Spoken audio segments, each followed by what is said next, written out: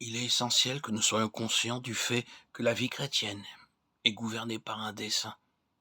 La pensée de dessein, en vérité, ce mot lui-même a une place bien en vue dans le Nouveau Testament.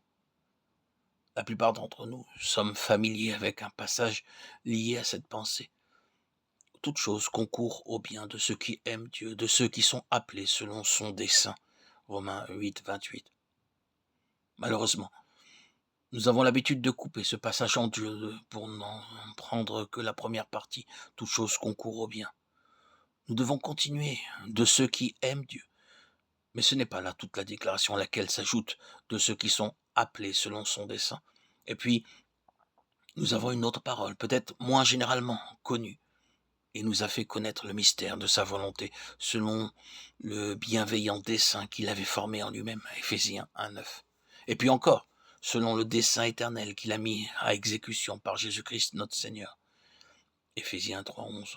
Et encore un autre passage, selon son propre dessein éternel qu'il a mis à exécution par Jésus-Christ notre Seigneur, Éphésiens 3,11. Et encore un autre passage, selon son propre dessein, selon la grâce qui nous a été donnée en Jésus-Christ, avant les temps éternels, de Timothée 1,9. Ces passages sont suffisants au moins pour indiquer que le dessein est une idée qui gouverne la vie chrétienne. Nous ne sommes pas sauvés simplement pour être sauvés, nous ne devenons pas chrétiens simplement pour être chrétiens. Ce n'est là que le commencement de quelque chose. C'est en vue de quelque chose de beaucoup plus grand dans la pensée et l'intention de Dieu. Nous demandons qu'est-ce donc que le dessein. Il nous est dit dans les Écritures beaucoup de choses que nous ne pouvons pas nous arrêter à citer maintenant, sans entrer dans de grands détails. Si nous assemblons tout ce qui est dit à ce sujet, nous voyons une chose qui englobe et couvre toutes les autres, lesquelles n'en sont qu'une part.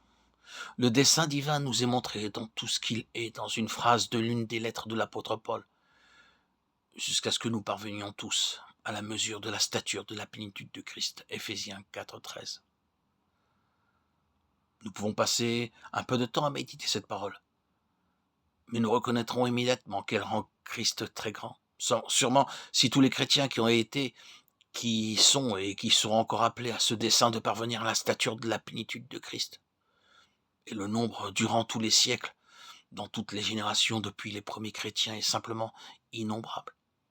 Si tout ce vaste et considérable nombre est appelé à la même vocation de la stature de la plénitude de Christ, il faut donc que Christ soit en vérité très grand. Oui, et la vie chrétienne doit donc être quelque chose de très grand. Si elle prend son caractère, sa signification et ses dimensions de Christ, alors la vie chrétienne qui correspond à Christ doit donc être quelque chose de très grand. Elle doit nécessairement être progressive. Aucun chrétien, en aucun moment de son expérience ou de son histoire ici-bas sur cette terre, ne pourrait dire avoir atteint ce but. Cela signifie que la vie chrétienne est une vie de progrès et de développement. Elle tend dans son ensemble vers cette plénitude finale. Nous trouvons donc dans le Nouveau Testament que la vie chrétienne nous est présentée en 3 phases distinctes. Nous sommes chrétiens, nous devenons chrétiens, et nous serons chrétiens. Ces 3 phases sont indiquées dans la langue originale du Nouveau Testament par 3 temps différents du verbe. Nous avons été sauvés.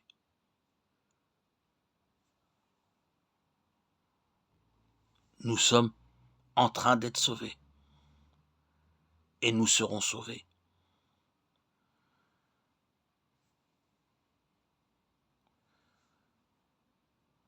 Tout cela est le commencement, la croissance et la fin de toute vie chrétienne. Oui, c'est ce que dit le Nouveau Testament. Nous avons été sauvés, nous sommes en train d'être sauvés et nous serons sauvés. Nous avons été acceptés en Christ. Nous croissons en Christ. Nous serons rendus parfaits en Christ. Christ embrasse donc toute la vie du chrétien, depuis le commencement, dans toute sa continuation jusqu'à la consommation. C'est une question qui n'a pas besoin de nous être prouvée.